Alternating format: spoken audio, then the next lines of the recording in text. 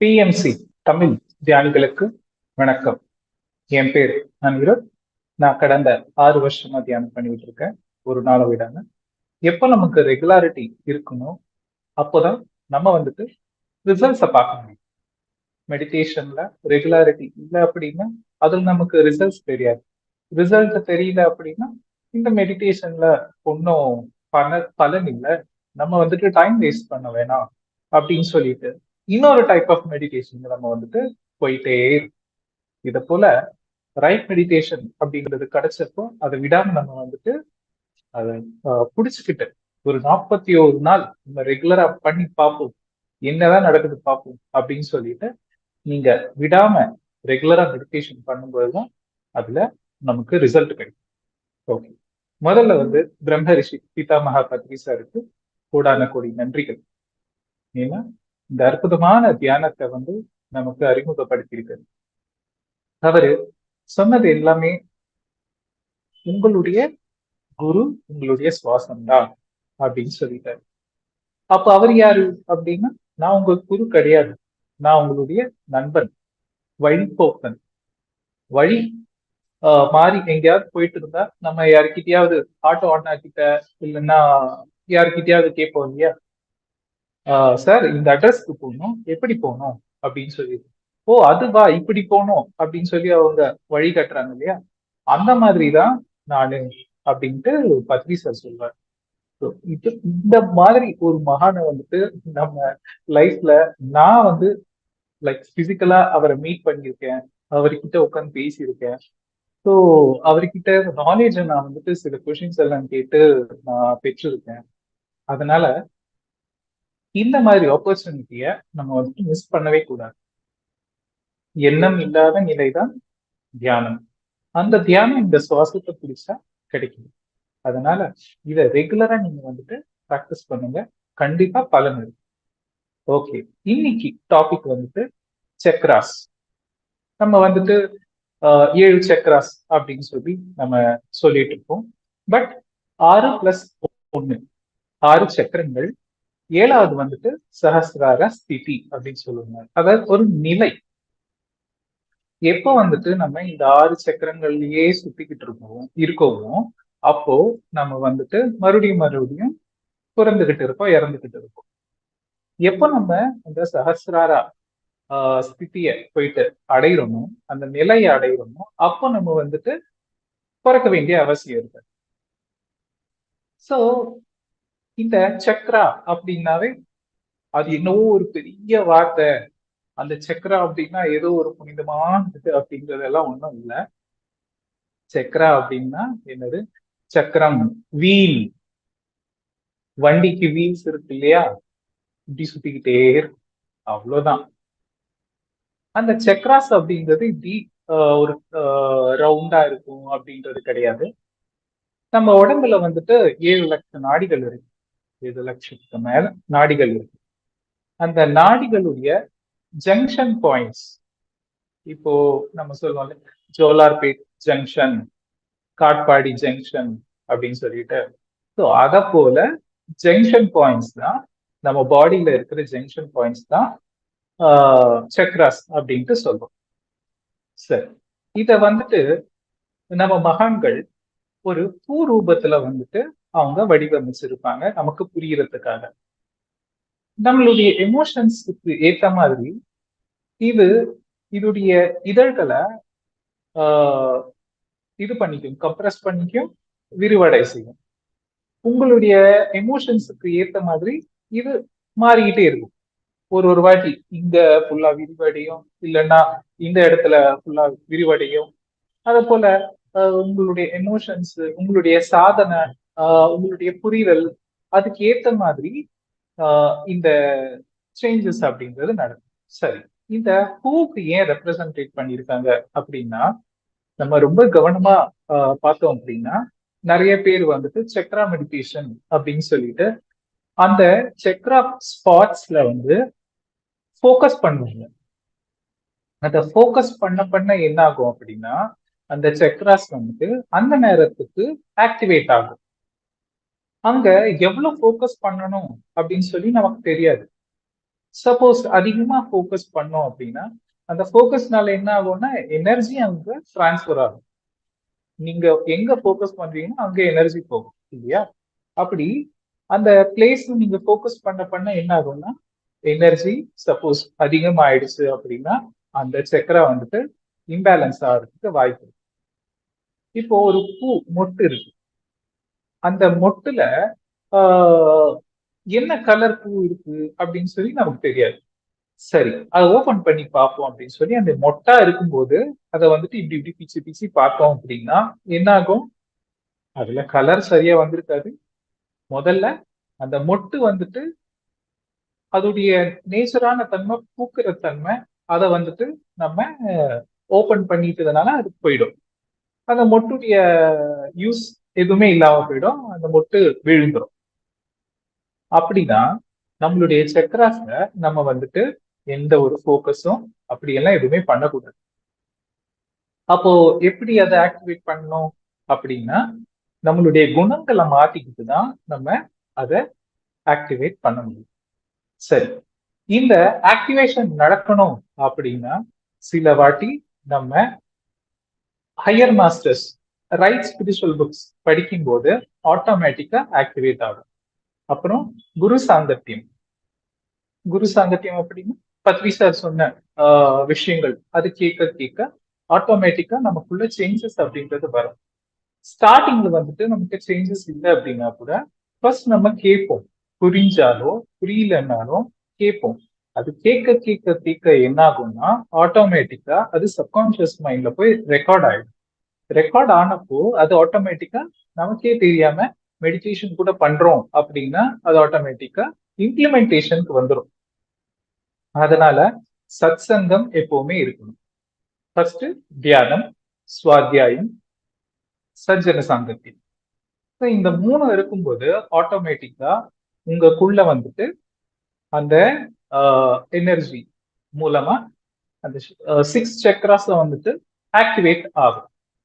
அதனால நீங்க வந்துட்டு ஸ்பெஷலா யாருக்காவது காசு கொடுத்து எங்கேயும் போய் மாட்டிக்க வேண்டிய அவசியம் இல்லை. சக்கராஸ் டேமேஜ் ஆயிடுச்சு அப்படின்னா சில பேருக்கு வந்துட்டு விபரீதமான ஒரு ரிசல்ட்ஸ் எல்லாம் வரும். நிறைய பேர் நம்ம பார்த்திருக்கோம், பயப்படுவாங்க ஆக்சுவலா தியானம் பண்ணணும் அப்படின்னாவே. ஏன் அப்படின்னா அவன் பைத்தியம் ஆயிட்டான், தியானம் பண்ணிட்டே இருந்தா பைத்தியம் ஆயிட்டான் அப்படின்னு சொல்லுவாங்க. ஏன் அப்படின்னா நமக்கு தெரியாது எங்க எந்த சக்கராஸ் இம்பேலன்ஸா இருக்கு அப்படின்னு சொல்லிட்டு. அதனால அதுக்கு ஃபோக்கஸ் பண்ணும்போது என்ன ஆகுது அப்படின்னா அது டேமேஜ் ஆகுது. அப்போ இத போல ஃபோக்கஸ் பண்ணாம இந்த ஃபோக்கஸ் பண்றது கூட செட் ஆச்சுன்னு வச்சுக்கோங்களேன், அது ஒரு ஜஸ்ட் கொஞ்ச நாளைக்கு தான் அப்படி இருக்கும். மறுபடியும் நம்ம வந்துட்டு பழைய நிலைமைக்கு வந்துடும். பட் நம்ம குணங்களை மாத்திக்கிட்டோம்னு வச்சுக்கோங்களேன், அது லைஃப் லாங் இல்ல, நெக்ஸ்ட் லைஃப்ஸ் கூட நமக்கு அது கேரி ஓவர் ஆகும் அந்த சக்கராவுடைய ஸ்திதி அப்படின்றது. அதனால நம்ம வந்துட்டு எப்பவுமே ஃபோக்கஸ் பண்ணக்கூடாது. இப்ப நம்ம சாப்பிடுற சாப்பாடு நமக்கு தெரியுமா எப்படி உள்ள போய் டைஜஸ்ட் ஆகுது அப்படின்னு சொல்லிட்டு. ஆனா நம்ம ஜஸ்ட் சாப்பிடுறோம், அவ்வளவுதான். எனக்கு உள்ள என்ன ஆகுது, டைஜஸ்ட் ஆகுது, ஓகே, இந்த ஈசோபேகஸ்ல இறங்கிடுச்சு, அதுக்கப்புறம் ஸ்டொமக்ல இறங்கிடுச்சு அப்படின்னு சொல்லி நினைச்சாதான் நமக்கு வந்துட்டு டைஜஸ்ட் ஆகுமா? அப்படி கிடையாது இல்லையா? அதோடைய வேலை என்னமோ அது செய்து நம்ம சாப்பாடு மட்டும் போட்டா போதும். அப்படியேதான் நம்ம உட்கார்றதுதான் நம்மளுடைய வேலை. உட்கார்ந்துட்டு சுவாசத்தை கவனிக்கிறது தான் நம்மளுடைய வேலை. அதுக்கப்புறம் ஆட்டோமேட்டிக்கா உள்ள நடக்க வேண்டிய விஷயங்கள் நடக்க ஆரம்பிக்கும். சரி, இப்போ இந்த 6 சக்கரங்களை நம்ம வந்துட்டு எப்படி எங்கெல்லாம் பிரச்சனை இருந்தா என்னெல்லாம் ஹெல்த் இஷ்யூஸ் வருது அப்படின்னு சொல்லிட்டு நம்ம வந்துட்டு தெரிஞ்சுக்கலாம். மெயினா வந்து நமக்குள்ள இருக்கிற நெகட்டிவ் எமோஷன்ஸ், கோபம், துக்கம், பயம், பொறாமை, வஞ்சகத்தன்மை, இந்த மாதிரி குணங்கள், காமம் அதிகமா இருக்கும்போது, இந்த மாதிரி குணங்கள் எல்லாம் அதிகமா இருக்கும்போது என்ன ஆகும்னா நம்மளுடைய சக்ராஸ் பிளாக் ஆயிடும். இந்த பிளாக்னால பயம், துக்கம், வருத்தம், இந்த மாதிரி எந்த ஒரு எமோஷன்லாம் இருக்கட்டும், நெகட்டிவ் எமோஷன், இந்த மாதிரி பிளாக் ஆகிறதுனால என்ன ஆகும்னா நம்ம எனர்ஜிஸை ரிசீவ் பண்ண முடியாது. நம்ம பாடிக்குள்ள எனர்ஜிஸ் ரிசீவ் பண்ண முடியாது அப்படின்னும் போது நம்மளுடைய செக்ராஸ் ஆக்டிவேஷனுக்கு வந்துட்டு இருக்காது, சக்கரை ஆக்டிவேட் ஆகாது. ஏன்னா பாடிக்குள்ள எனர்ஜி வரல இல்லையா, அதனால சக்கராஸ் ஆக்டிவேட் ஆகாது. அப்போ நம்ம என்ன நினைப்போம், தியானத்துல எந்த பவரும் இல்லை அப்படின்னு சொல்லி நினைப்போம். அதனால உங்களுடைய எமோஷன்ஸ் எப்படி இருக்கு அப்படின்னு சொல்லி செக் பண்ணிக்கோங்க. ஒரு ஒரு நாள் தியானம் அற்புதமா அமையும், ஆஸ்ட்ரல் டிராவல் எல்லாம் நடக்கும். பட் இன்னொரு நாள் வந்துட்டு நமக்கு தியானமே செட் ஆகாது, உட்கார்ந்தா எண்ணங்களா வரும். அது ஏன் அப்படின்னா, நம்மளுடைய ஆரா சென்சிட்டிவா இருக்கும். துக்கமா இருக்கும்போது, அதே நீங்க ஹாப்பியா இருக்கும்போது உங்களுடைய ஆரா வந்துட்டு நல்லா விரிவடையும். நல்ல விரிவடைஞ்ச நேரத்துல நம்ம வந்துட்டு அந்த காஸ்மிக் பிளெயின் கூட கனெக்ட் ஆயிடும். ஒரு வாட்டி இந்த நிர்வாணிக் ஸ்டேட்டை கூட அடைகிறதுக்கான கனெக்டிவிட்டிக்கான ஒரு வாய்ப்பு கிடைக்கும். அந்த மாதிரி நேரத்துலதான் நமக்கு மகான்கள் அவங்களுடைய கனெக்டிவிட்டி ஏற்படும்.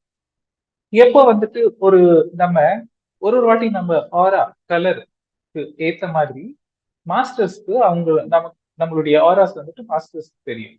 அவங்க வந்துட்டு கனெக்ட் ஆயிட்டு நமக்கு நிறைய ஞானத்தை கொடுப்பாங்க. இது எல்லாமே எப்போ நடக்கும் அப்படின்னா, நீங்க ரிலாக்ஸ்டு ஸ்டேட்ல இருக்கும்போது. அதுக்குதான் ஒரு ஒரு நாள் ஒரு ஒரு மாதிரி மெடிடேஷன் இருக்கும். லைக் ஒரு ஒரு மாதிரி இருக்கும் அப்படின்னா, ஒரு நாள் நல்லா அற்புதமா தியானம் செட் ஆகும், ஒரு ஒரு நாள் தியானம் நல்லா செட் ஆகாது. எப்போ நீங்க வந்துட்டு அந்த ஹாப்பினஸ், ஜாய், பிளஸ், அதாவது சந்தோஷம், ஆனந்தம், அந்த ஸ்டேட்ல இருக்கிறீங்களோ, அப்போ வந்துட்டு உங்களுக்கு நிறைய எனர்ஜி ரிசீவ் பண்ணக்கூடிய ஆற்றல் கிடைக்கும். ஓகே மாஸ்டர்ஸ், இப்போ வந்துட்டு சக்ராஸ் பத்தி நான் வந்துட்டு கொஞ்சம் டீப்பா நான் எக்ஸ்பிளைன் பண்றேன். இந்த ஸ்கிரீன்ல பாத்தீங்க அப்படின்னா, நமக்கு இந்த ஆறு சக்ராஸ், 7வது சஹஸ்ரார ஸ்திதி அது இருக்கு. மூலாதாரம், சுவாதிஷ்டானம், மணிப்பூரகம், அநாகதம், விசுத்தி, ஆக்னம், சஹஸ்ராரம். இந்த மூலாதாரம் அப்படின்னா மூல ஆதாரம். நம்மளுடைய இந்த சர்வைவல் ஃபிட்னஸ் அப்படின்னு சொல்லுவாங்க இல்லையா, அவங்க வந்துட்டு இந்த பிசிக்கல் லைஃப்லயே அதிகமா இருப்பாங்க.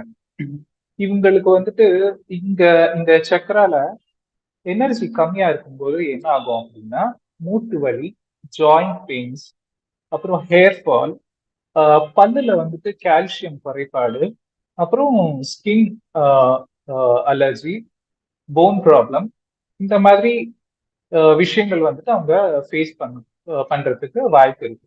அப்போ நம்ம வந்து இந்த மாதிரி இருக்கும்போது என்ன பண்ணலாம் அப்படின்னா, செருப்பு போடாம தரை, லைக் கிரவுண்ட்ல மண்ணு இருக்கிற இடத்துல, இல்லைன்னா புல்லு இருக்கிற இடத்துல பார்த்து, முள்ளு கல்லு கண்ணாடி எதுவும் இல்லாம பார்த்து அங்க நீங்க நடங்க. அப்படி நடக்கும்போது ஆட்டோமேட்டிக்கா உங்களுடைய சக்கரை வந்து ஆக்டிவேஷன் வந்துடும்.